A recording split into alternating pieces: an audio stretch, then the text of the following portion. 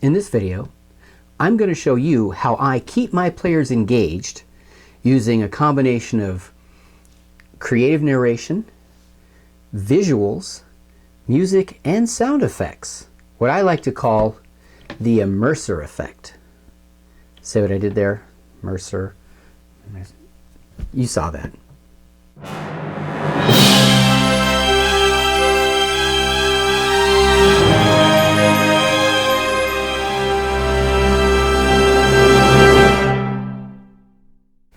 When running your games, the worst thing you can do is be boring. That is when your players will go to the cell phones, play on their tablets, space off, and just definitely not pay attention. It is up to you to keep your players engaged. Let's start with your descriptions and your narrations. Now, when you're describing what the players are seeing, hearing, smelling, who they're talking to, do you have a tendency to just say it like you're reading it out of a book? Yeah, you're in a tavern. There's about 10 people here, bartender dwarf, and there's a guy staring at you in the back. What do? Kind of boring. I would recommend that you be creative in your descriptions. So yes, starting in a tavern, because that's never happened before. Something more to the effect of, you enter the tavern. The smell of smoke fills the air. The rushes on the floor haven't been changed in a while, so it smells musty. As you enter, the talk and the laughter die down as everybody in the tavern looks at you, knowing you're not from around here. You see behind the bar, just the head of the bartender. The stout dwarf comes around the end of the bar and he greets you.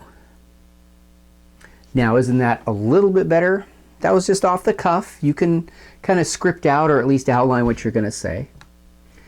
The next thing you can do that works for me is make sure that each of the characters, or I should say NPCs, have their own voice.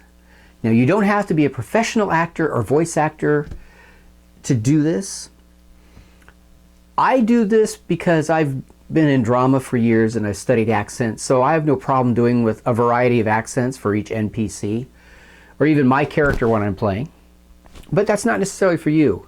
Yes, you can have the dwarf. The dwarf comes around the bar. He looks you up and down and says, "Right, what can I get for you? Come up to the bar and I'll serve you now." Yes, you can do that. Not my best Scottish, I know. But you can also just make your voice gruffer for this dwarf. The dwarf comes around the corner of the bar. "Right, what do you want? Step on up. Got plenty to drink." So he's a stout, gruff dwarf. When it comes to other characters, just vary your voice slightly. When the barmaid comes by to see everything's okay, "How is everything? Is it all right? Can I get you something else?" You don't have to imitate anybody perfectly. If there's a guy who's the thief, there's a thief watching him, and he approaches the table and says, "Hey, I don't know if you've noticed, but they don't like strangers here." You can do it like that. But if you're feeling adventurous, why not throw something else in there? "Right, in case you haven't noticed, they don't like strangers here. What are you doing?" Just give them something so they know that they're talking to the NPC and not just to you. Because if you're just going, "Yeah, what do you want?" "Yeah, people are weird here. They don't like other strangers coming in." That, you're telling a story. You're not narrating a documentary. You're telling a story. Make sure that you tell it in a way that's going to engage your players. Make them interested. Lean forward. Whisper some of it. That'll make them have to listen. Also, do mannerisms. If you're playing the dwarf, hunch your shoulders up both so you look kind of stout and short.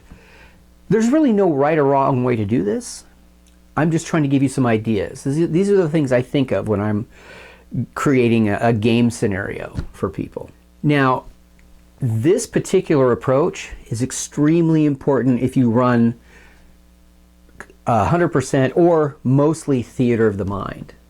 Because if there's no visual representation of a dungeon or the tavern or who they're talking to or anything like that, and you just say, yeah, you go in a dungeon, corridors like 10 feet wide, about 20 feet high, and the walls are wet, and it smells kind of bad. Where are you going? That's poor, doing it that way. But if you lean in and say, you smell must in the air of this corridor. The flagstones are uneven, very old. The walls are moist with condensation. Even some slime touches the walls and floor in some places. Your footing isn't for sure. And you can hear your footsteps echo up and down the halls. What do you do? Just a little more creative description other than 10-foot wide hallway and it's wet.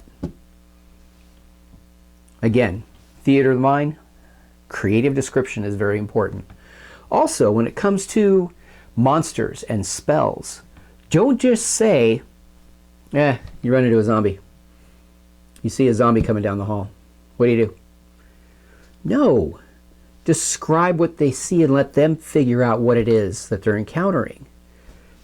You hear a shuffling step, and into the torchlight, slowly, you see what looks like a man, and he's shambling forward. And you notice that you can see bone through the skin on his face. His jaw hangs slack. In fact, it's only hanging on by one side. You can see bone and tendon through some of the skin. His jerkin in the front has been sliced open and a rib cage is exposed. Just tell him that. Don't have to tell him he's a zombie. They've kind of probably figured that out. Also, when it comes to magical effects, don't just say you're hit with paralysis. You can't move. Describe how the spell the effect is going, and let them figure it out. You see the wizard mutter an incantation and he points at you. They make their saving throw and say they fail. You feel a wave of energy hit you and your body goes numb and your muscles freeze up. It's hard to breathe. You can't move. That's it. Much more exciting than you got hit with paralysis. Especially when you're using the actual name of the spell that's out of the book. Be creative. Make them work to have to figure out what you're talking about. Just give descriptions, don't give labels. Having terrain and miniatures and representations of your NPCs and monsters is a huge, huge way to immerse your players. If they could actually see where they're at on the map in relation to everything around them, the bookshelves, the doorway, the monster, it really helps them focus on the game even more. Especially in this day and age of video games where everything's just visually given to you. They don't have to use their imaginations.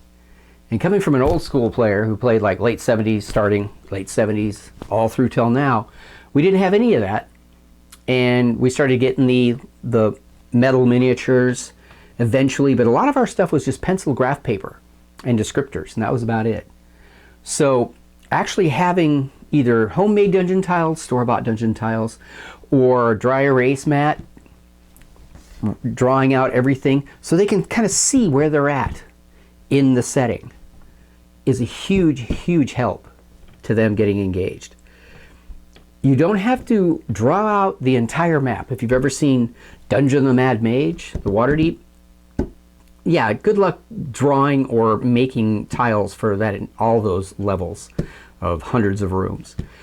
You only really need to describe when they're walking in a hallway, maybe set it up if there's going to be a trap involved or they find a secret door, or actually only when they get into the room that they need to search. Then you can set up just the room. You don't need to set up every single hallway and bend and curve.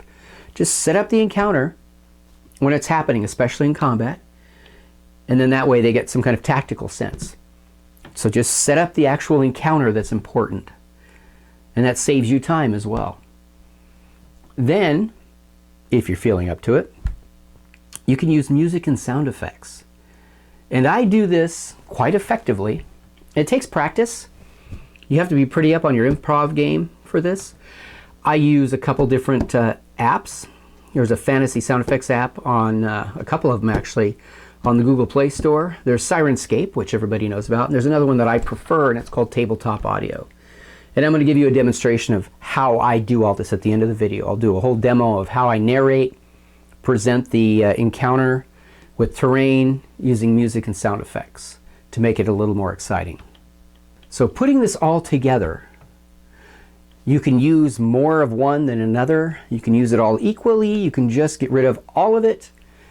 Well, I would say do not get rid of the narration part. That is the most, if you do nothing else, make sure your narration is really creative, engaging, and very storyteller-like, not reading out of the manual. So let me show you what it looks like when I do a session. Now, they don't all go like this. It really kind of depends on the type of game I'm playing and how many people and circumstances, but I do use various amounts of everything I've just described. So let me show you an example of what it can be like. It just takes a little practice. What it looks like when you have all these elements in play and how much more exciting it is. And then just saying, yeah, you fight skeletons and one swings and then you get hit and you take 4 points of damage. Okay, who's up next? So let me show you what it looks like. So you've come into town and you want to find out about the local rumors. The tavern would be your best bet. As you step in, you see there's a small crowd, both of locals and people like yourselves that look like they're passing through. And as you walk through the door, all eyes turn and all conversation stops. After eyeing you up and down for a few moments, they all turn back to their conversations. And it's like as if nothing happened. You can see the dwarven bartender working behind his bar, cleaning glasses, pouring drinks. He looks up and he sees you. Right, travelers, and he gestures towards himself. Right, come on, what do you want?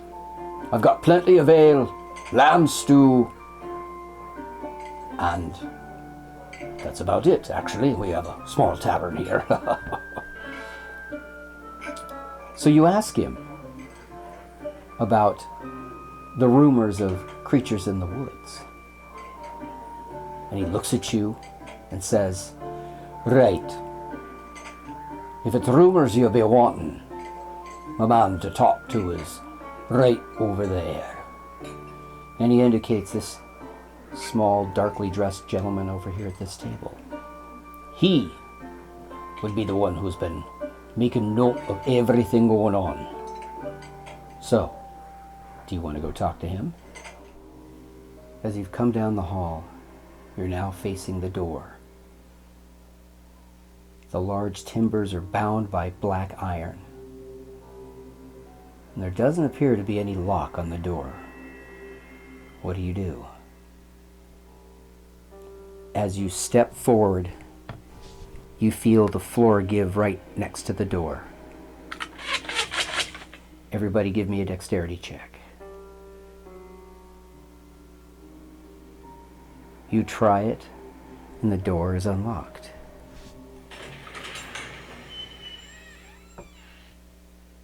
In the room before you, you see what appears to be a collection of crates, some bookshelves, and a chest, and a single barrel over on the side. As you step in, you say you're examining the room.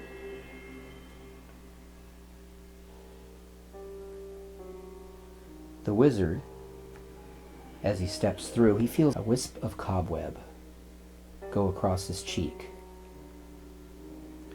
And as he looks up, you all notice him.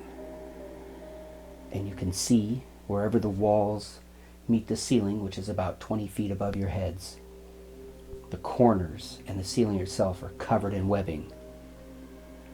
You see it move, and then into your midst drops this creature. It's time for initiative.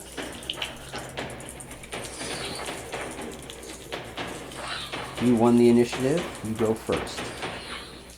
The barbarian's going to attack.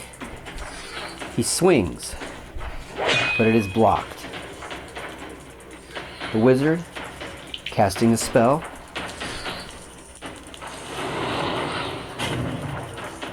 it connects, and the creature writhes in pain as the flames burn away its hair. And that's how I run most of my games. Variations on the amount of sound, music, and everything else, but always the narration. Don't be upset if your game doesn't look like one that you watch streaming on YouTube. Hence the kind of switch on the title of this video. Everybody knows about the Immerser Effect, where everybody gets upset because their games don't look like the games he runs. These are professional entertainers. They've been doing this for years, and they're there to entertain the audience as well as play the game. Find your own voice. If you have a bunch of friends who are playing, they'll probably all get used to each other's playing styles, and your game will run just fine. It doesn't have to look like something you saw on YouTube. So, if you have any questions, put them in the comments down below. Don't forget to like and subscribe, and hit the bell icon so you know when new videos go up. I thank you for watching. And as always, may all your rolls be natural 20s.